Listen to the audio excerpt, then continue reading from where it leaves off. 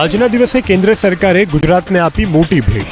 સુરત જિલ્લાના 84માં દેશનું પ્રથમ માનવરહિત બેરિયર સેલ ટોલ નાકાનો પ્રારંભ કરાવાયો છે.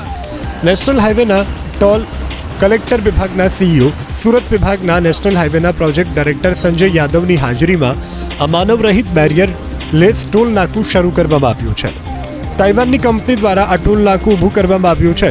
આગામી 2 વર્ષમાં સમગ્ર દેશમાં 4 લેન કે પછી તેનાથી વધુ લેનના તમામ રોડ પણ આ પ્રકારના માનવરહિત ટોલ નાકા ઊભા કરવાનું આયોજન છે.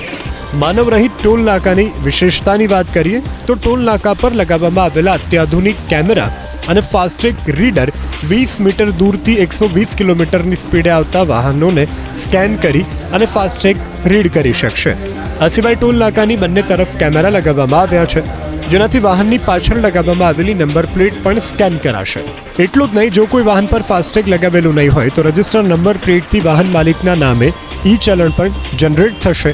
આ ઈ ચલણ અગાઉથી વસૂલતા ટોલ ટેક્સ જેટલું જ હશે.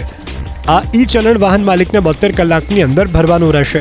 જો 72 કલાકની અંદર ઈ ચલણની ભરપાઈ કરવામાં નહીં આવે તો વાહન માલિકે 2 ગણો ટેક્સ ભરવો પડશે.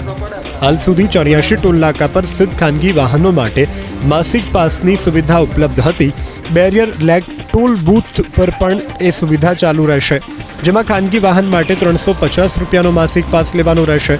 જેમણે પહેલેથી જ વાર્ષિક પાસ લીધો હશે તે પાસ પણ આ બેરિયર લેસ ટોલ બૂથ પણ માન્ય રહેશે. બેરિયર લેસ ટોલ નાકાથી વાહન ચાલકોનો સમય, ઈંધણની પણ બચત થશે.